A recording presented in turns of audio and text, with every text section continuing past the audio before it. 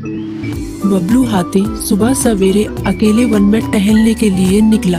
वह अपने ही धुन में चला जा रहा था।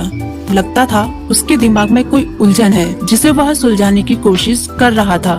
सड़क पर आगे बढ़ते ही उसके सामने चीकू खरगोश भागा। बबलू का पैर उसके ऊपर पड़ने ही वाला था कि चीकू जोर से चिल्लाया। उसकी आवाज सुनकर बबलू ने अपना पैर पीछे खींच लिया। कहाँ खोए हो बबलू भाई? कहीं नहीं, बस कुछ ऐसे ही सोच रहा था। किस बारे में? तुम जानकर क्या करोगे? शायद मैं तुम्हारी कुछ मदद कर सकूं। तुम तो जानते हो आजकल वन में कितनी चोरियां हो रही हैं, पर चोर का कोई अता पता ही नहीं है। इस बात को लेकर वन के सारे प्राणी चिंतित थे। वे वहाँ खुद को सुरक्षित महसूस नहीं कर रहे थे। अरे चीकू भाई, हम मजबूर हैं। हम चोर को पकड़ ही नहीं पा रहे हैं। वह बहुत चालाक है और अपने काम को बड़ी कुशलता से अंजाम दे रहा है। कहीं कोई सबूत ही नहीं छोड़ रहा।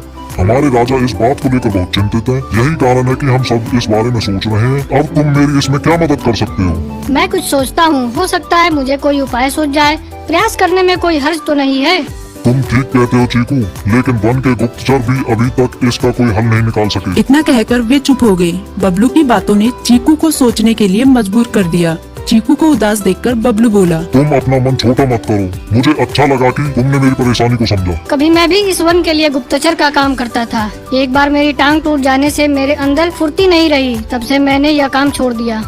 चीकू, तुम चाहो तो यह काम दोबारा कर सकते हो। वन के प्राणी ज्यादातर दिन में भोजन की तलाश करते हैं, वे रात को आराम करते हैं। तुम दिन रात दोनों में ही भोजन की तलाश में निकल सकते हो सकता है रात को तुम्हें कुछ ऐसी बातों का पता चल जाए जो हमारे काम की हो। हाँ बबलू, तुम ठीक कहते हो। मैं आज रात को वन में घूमकर इस बात का पता करने की कोशिश करता हूँ।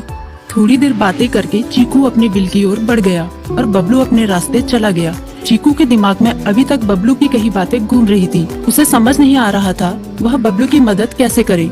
दिन भर वह उसी उधेड़-बुन में लगा रहा। शाम होते ही चीकू कुछ सोचने लगा और वह चुपचाप बिल से बाहर निकल आया। चीकू की पत्नी ने देखा तो बोली, इस समय कहाँ जा रहे हो? बाहर खतरा है। खतरा तो सुबह भी रहता है, लेकिन खतरों से डरकर हम भूखे तो नहीं मर सकते। मैं बाहर घूम कर आता हूँ। इतना कहकर चीकू रात को बिल से बाहर निकल आया। कुछ दूर जाकर उसकी नजर बंकू उल्लू पर पड़ी, जो कुछ ही दूरी पर था।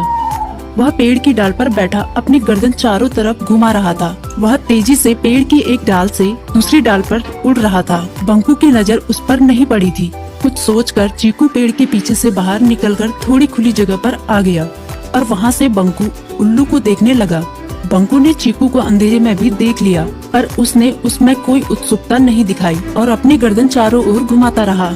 चीकू बड़ी देर तक बंकू की हरकतों पर नजर रखे रहा। वह थोड़ी देर तक खुले मैदान में खड़ा रहा, पर बंकू ने उसे देखकर भी अनदेखा कर दिया।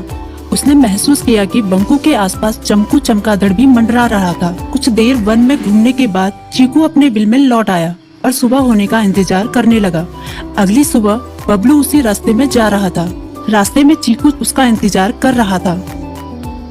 आज बड़ी जल्दी आ गए बबलू। हाँ, आजकल मुझे चिंता की वजह से नींद नहीं आती। कोई नई खबर है क्या? यकीन से तो मैं नहीं कह सकता, पर मैं तुम्हें ऐसे प्राणी का नाम बता सकता हूँ जो शायद चोरों की मदद कर रहा है। कौन है वो? बंकू उल्लू। इतना कहकर चीकू ने रात की घटना उसे ज्यों की त्यों सुना दी। इसे सुनकर बबलू का माथा ठनका। बबलू की आंखें चौंधिया गई। तुम ठीक कह रहे हो। मुझे आज रात बंकू और चमकू पर नजर रखनी होगी। इतना कहकर वे दोनों अपने अपने रास्ते चले गए। बबलू रात को अपने साथियों के साथ बंकू पर नजर गड़ाए रहा। उसकी संदिग्ध गतिविधियों को देखकर बबलू ने उसे उसके साथियों चंकी और संकी लोमड़ के साथ पकड़ लिया। बबलू ने सख्ती से पूछताछ करनी शुरू कर दी। तुम इस समय बंकू चमकू के साथ क्या कर रहे हो? हम चारों दोस्त हैं, इसलिए साथ बैठकर बातें कर रहे हैं। चमगादड़ और उल्लू की दोस्ती तो समझ में आती है, पर लोमड़ के साथ दोस्ती कैसे हो सकती है? सख्ती से पूछने पर दोनों ने अपना जुर्म कबूल कर लिया और सभी चोरियों के बारे में बताया जो उन्होंने कुछ दिन पहले वन में की थी। बबलू ने उनके चोरी का सारा सामान भी बरामद कर लिया। बंकू और चमकू को अभी तक समझ में नहीं आ रहा था कि वो इतनी आसानी से कैसे पकड़ में आ गई। Subscribe now and press the bell icon.